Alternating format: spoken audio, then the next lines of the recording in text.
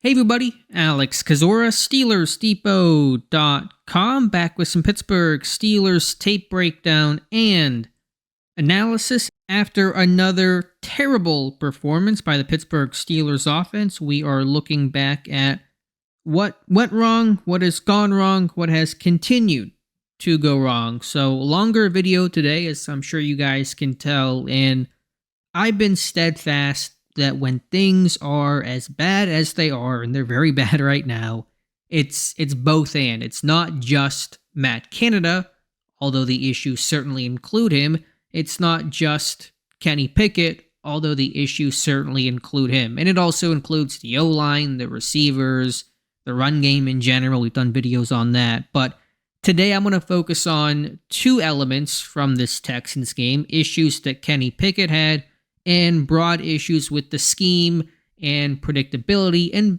run game and pass game. So it wasn't just pass game, run game, which is more controlled, to my knowledge, by O-line coach Pat Meyer than it is the OC Matt Canada. But we're going to look at all of that and just things that basically, I'm going to just vent here about things that frustrate me when I watch the tape of this game.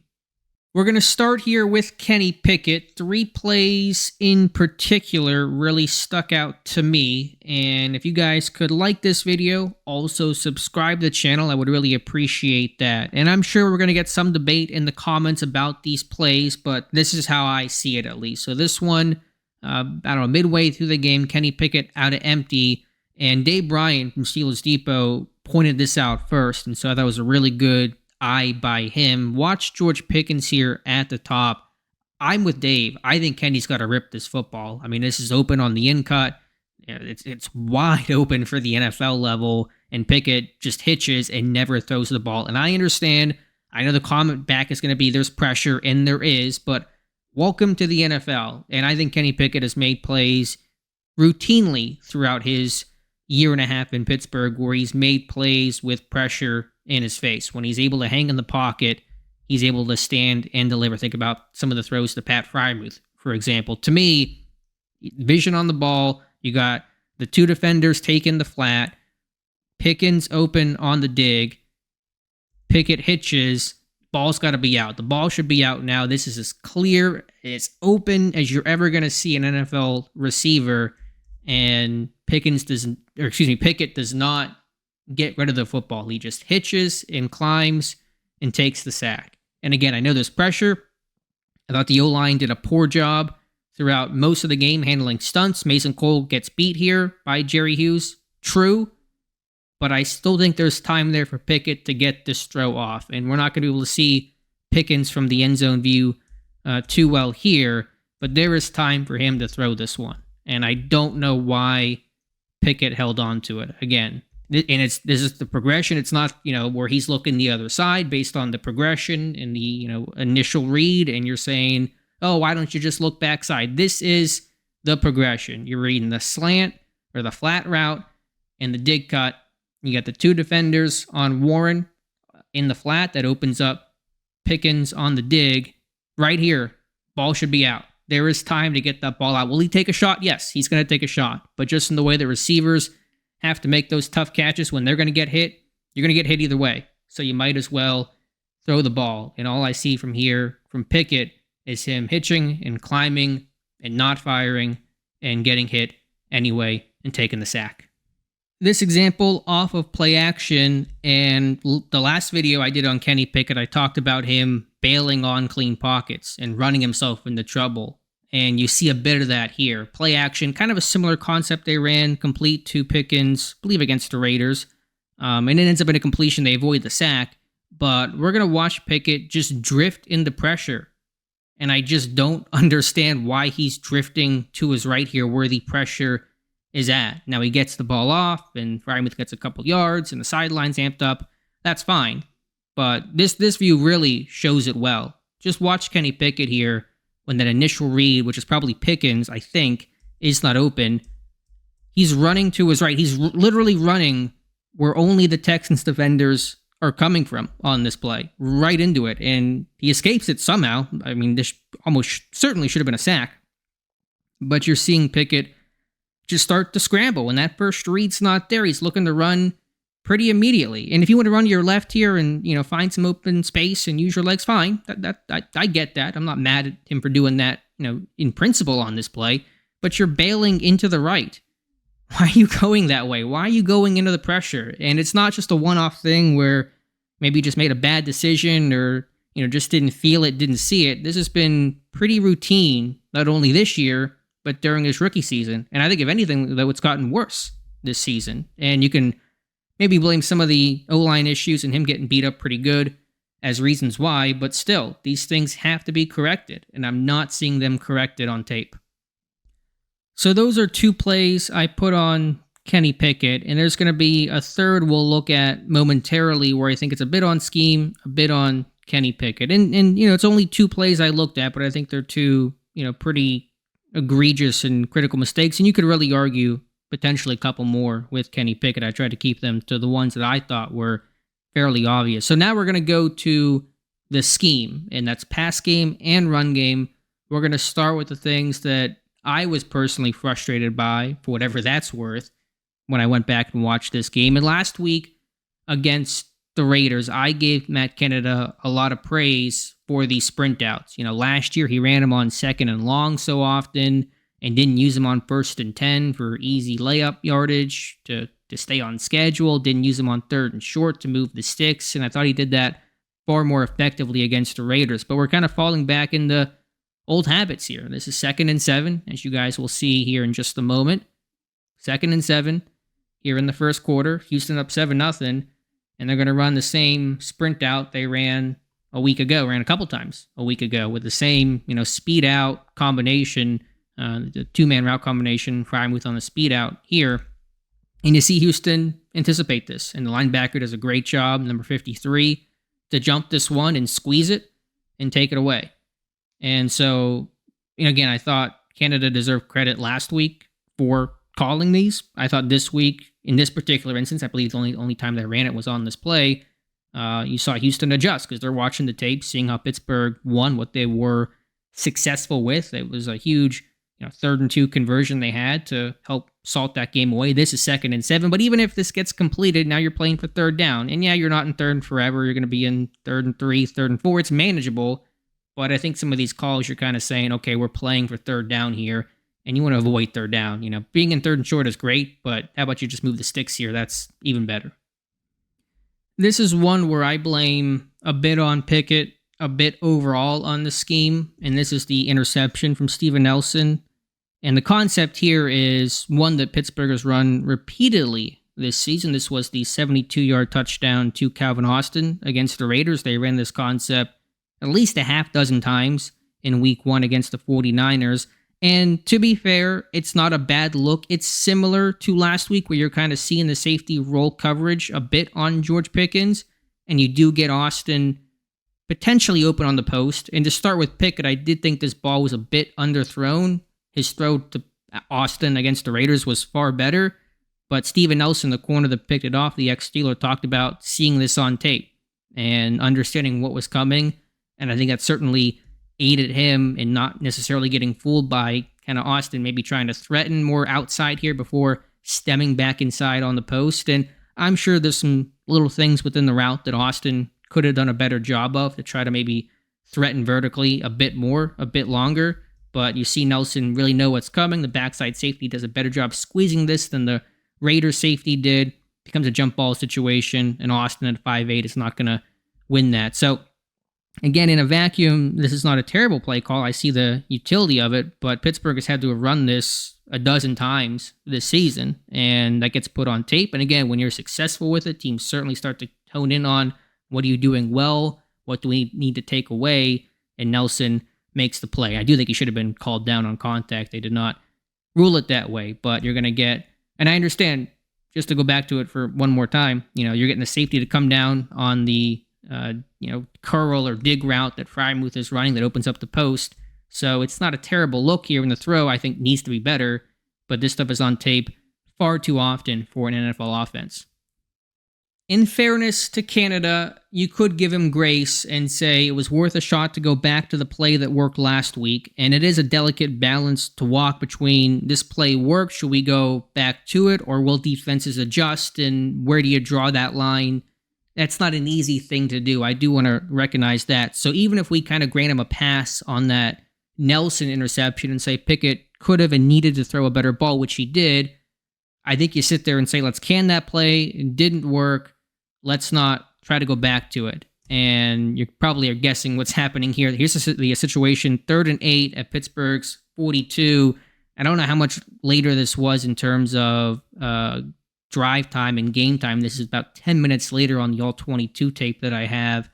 And if you remember, the 72-yard touchdown by Austin was on 3rd and 7 from Pittsburgh's 28. So we're at 3rd and 8 from the 42, a similar down in distance. And so what does Canada come almost right back to? The same shallow cross concept that they just ran, that Nelson just picked off. It's the same exact play, which they have run at least a dozen times throughout the first month of the season, probably more. I have not done an official count on that. And this time it's single high. There's a post safety. The post is not going to be available.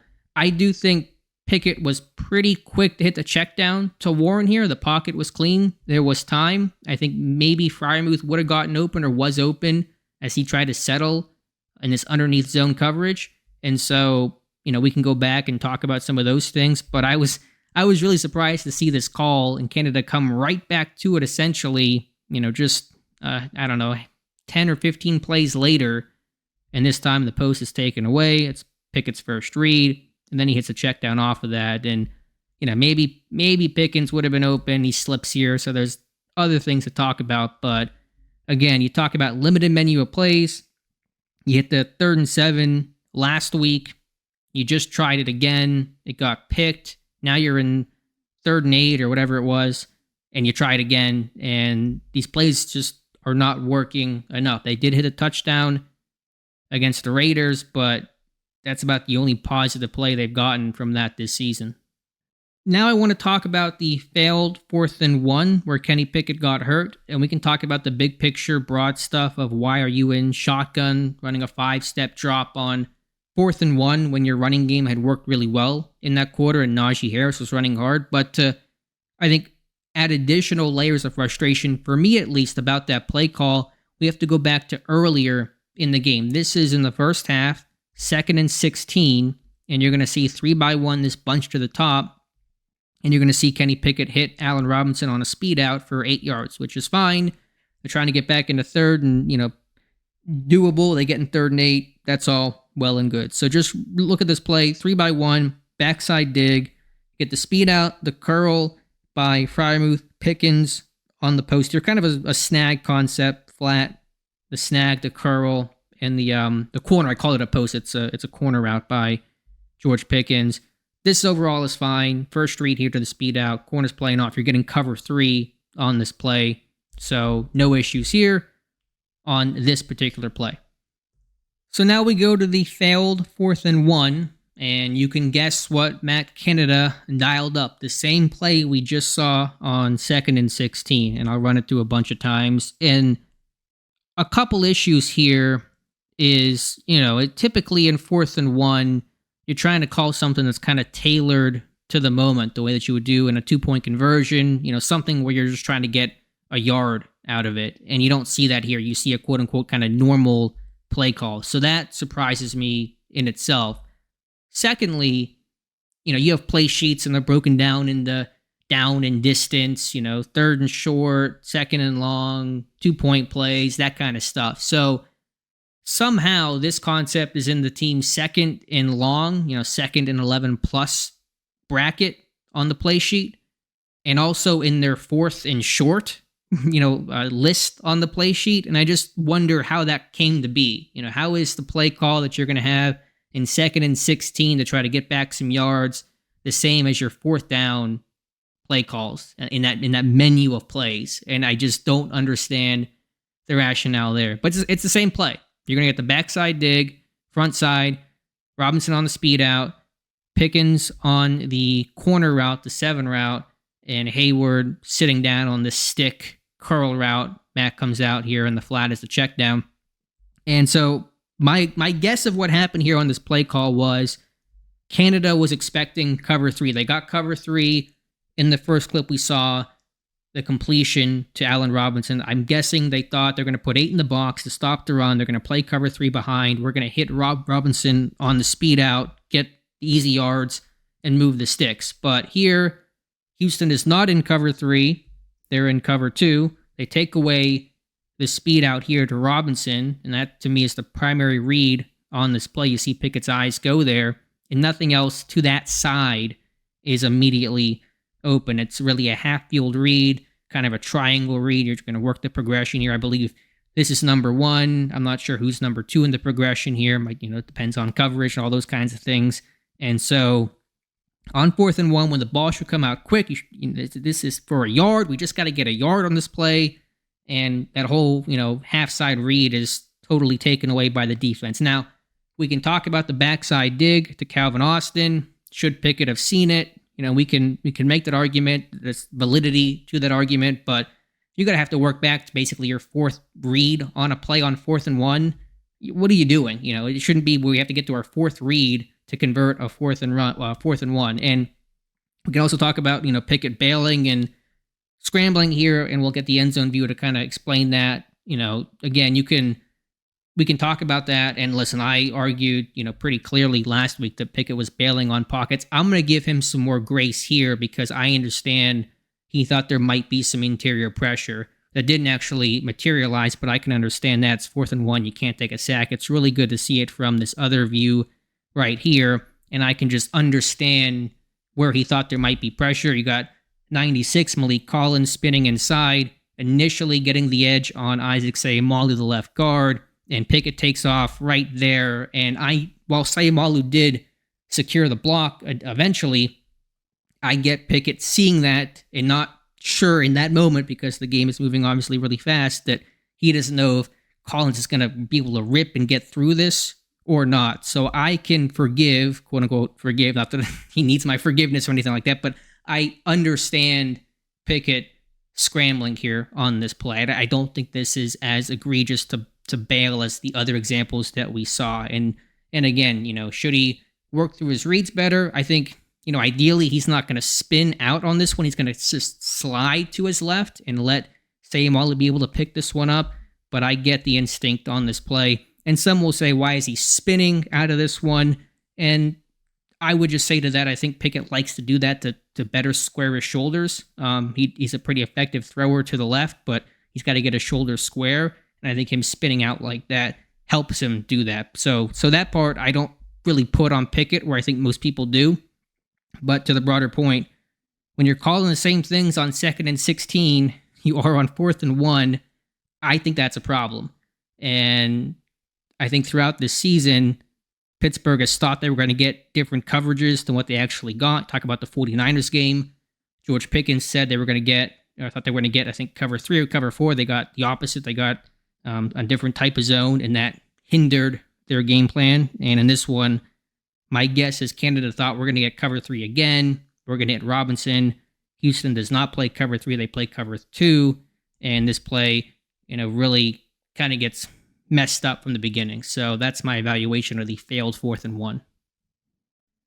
All right, let's talk run game, which was better than the passing game. It's a low bar, but they found some traction in the second half. And we've mentioned this play a couple times. We actually talked about this in our Why the Pittsburgh Steelers Run Game is Broken video. It's crunch, which are these, double wham blocks. And it was effective in this game. They ran it twice for, one, they got the right look. They blocked it up well. Najee Harris got tackled in open grass by Steven Nelson. The second, Jaylen Warren had an 18-yard run. It was actually really well designed. Maybe I can talk about that in a article for Steelers Depot or a different video. It was a really nice play across the board. So they go back to it a third time. And again, this discussion, we can have a spirited discussion about, do you keep going back to something that's working, or do you just kind of stop at 18 in blackjack, or do you try to push it and hit 21? and where do you draw that line at? That is a difficult thing to do, but they ran this crunch play 3 times. And one of the key blocks here is the tight end on the wham or down block on the 3 tech,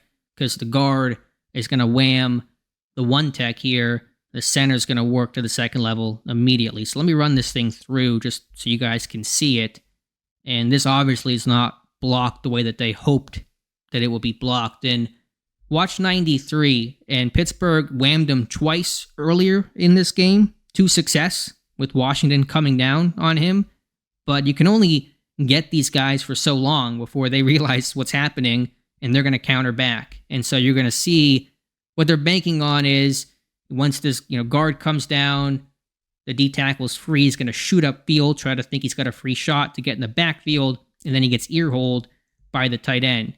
And this time, once the 3 tech 93 sees the guard block away, he's immediately getting his eyes to Darnell Washington because he knows what's coming, because it's happened to him twice. It's been ear-holed twice in this game. And so he's not getting caught with the way that he was before. And that hurts Washington on the angle, on this wham block, and it blows the whole play up. Everything else here is blocked pretty well. I don't have really any huge issues for how this thing is blocked besides that one key block, which is Darnell Washington. And so you're going to see 93 really blow this one up, and watch him after the play as well, because he's been getting hit by this all game. He blows it up here, and look at a little wag of the finger. That's to the Steelers sideline. We'll look at it from the aerial view on this play. There's 93, and he finally, adjusts, and he lets Pittsburgh know about it. He's a Central Catholic alumni. He's a Western PA native, and he's letting the Steelers bench know that you're not going to get me a third time on this one. So again, to watch it, as soon as the guard comes away, eyes to the tight end, knows the wham block is coming. He's no longer penetrating, getting upfield, and now you've got a tight end on the D tackle, blows this one up. This one's supposed to be a quick hitting play. It is not. Broderick Jones, luckily, does not get hurt because his leg bent back pretty awkwardly on this play. So third time, not the charm for crunch, D tackle. Now, again, and I'm kind of rambling here in this video just because I'm kind of stream of consciousness, but if you're going to run this 3 times, okay, I can buy that, but don't wham the same guy 3 times. Either run it to the other side or wait until they rotate this guy out and you're doing it to 98 or somebody else, because they did it to the same guy all 3 times, and eventually he's going to recognize that. And so that's kind of my big issue here, is not just running it, but running it at the same person each time. All right, last example in the run game. And again, I put more of this on Pat Meyer, the O-line coach, than I do Matt Canada. Blame goes around, and Canada's the OC, and he's responsible for everything, and Tomlin is above that, and we all know the chain of command. But I just want to make that clear. So this is a pistol run. They're going to motion Allen Robinson down. He's going to have the insert block here between the tight end and the left tackle on the DB. Well blocked overall. Decent run for Najee Harris. Nice play here by that number 1 to come off of this and make the tackle. But no big issue here. Just showing this one at first. Good double team by Jones and say Malu. Insert block. Good job by Washington. Harris hits the hole. Get a couple yards. That's fine. Now we're less than 10 minutes of all 22 tape time. It's still the same quarter. The first example came with about 11 minutes left in the third quarter. Now there's 3 minutes left in the third quarter, and Pittsburgh goes right back to this play. And you're going to see pistol, the motion by Robinson for the insert block, and the Texans this time adjust. They know what's coming. They just ran this play. Pittsburgh just ran this play 8 minutes of game time ago. Same formation, out of pistol, same split between the tight end and the left tackle, where Robinson is going to come down in motion and be able to fit through on the insert block. And so Houston's able to call this out. And you're going to see it here, number 5, as opposed to trying to go downhill and meet Robinson in the hole, he's going to go around the block and get into the backfield. And you're going to see 48 here, their linebacker, tell him, hey, move outside. The insert block's coming down this way. Go around it, get in the backfield, and make the tackle for a loss. And so that's what Jalen Petre, who's a really good player, second-year guy from Baylor, does. Robinson's supposed to come downhill. Remember, he blocked number 1 before. This time, the DB's not there. He's coming around the edge, and he blows his play up.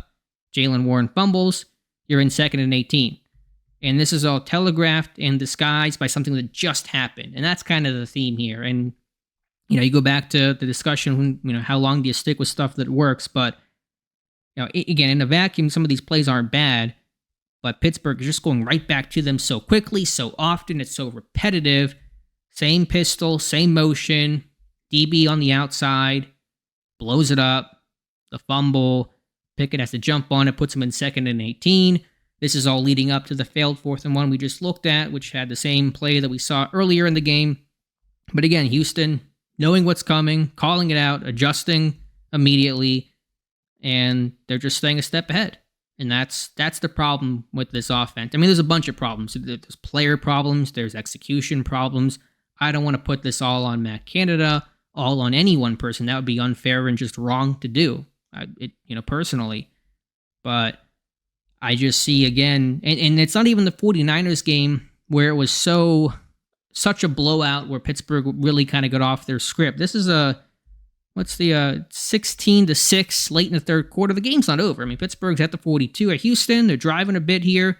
Gotten a couple of good runs by Najee Harris. It's not, 30-0 or what was it? 23-7, 30-7, fourth quarter, the way that it was against the 49ers. So Pittsburgh certainly had a chance to get back here. They could run the ball. They're obviously running the ball on this play. So I don't think game script was really limiting their menu the way that was an issue in week number 1. Pittsburgh just was working off a couple different plays and not without dressing it up differently formationally in a lot of cases. Defenses adjust, defenses come back, and they're not going to get beat twice. So that's what I have here in this video. Honestly, I don't know how good this video turned out to be. I was kind of rambling a bit and just trying to put some stuff together as I went through the tape while it was fresh on my mind. But the takeaways, I guess, that I have are that I think Kenny Pickett continued to struggle, and he's not played well this year, and those are obvious concerns for obvious reasons. And then you look at some of the play calling, makes you scratch your head in terms of how they try to set plays up and how often they go back to plays, and it just feels a little college-like in the sense of, that you're dealing with guys that might not have the highest football IQs, and it's not their profession. And obviously there's some great college players, but you're facing guys that aren't going to study and know the game the way that NFL veterans are going to study and know the game, and coaching staffs, et cetera. And again, that's run game and pass game. It's not just the pass game. So I just think it's both and when it comes to the individual play, the execution of plays. I didn't talk about the stunt pickup issues in this game, which was a huge problem throughout. And, I thought Broderick Jones did not have a good game for his, essentially first full game, replacing Dan Moore after 8 snaps. Nate Herberger, right guard, struggled quite a bit, and they're missing Deontay Johnson. All that is true. Frymuth gets hurt, but just frustrating to watch the tape. That's kind of been my theme. The offense was better against the Raiders, but I don't think they were good against the Raiders. I don't think they played a good game of football offensively this season, and we're a month in now. It's been enough time to really get to evaluate this offense, not just one game, not just facing a good defense, not just some bad luck, and I'm seeing similar issues on tape for Pittsburgh week after week. So that will wrap things up. Let me know your thoughts in the comments below. Appreciate you guys watching this probably too long and too drawn out video, but I'm just talking through it for my own health and maybe for your benefit as well. So like the video, subscribe. Thank you for watching, and we'll talk to you soon.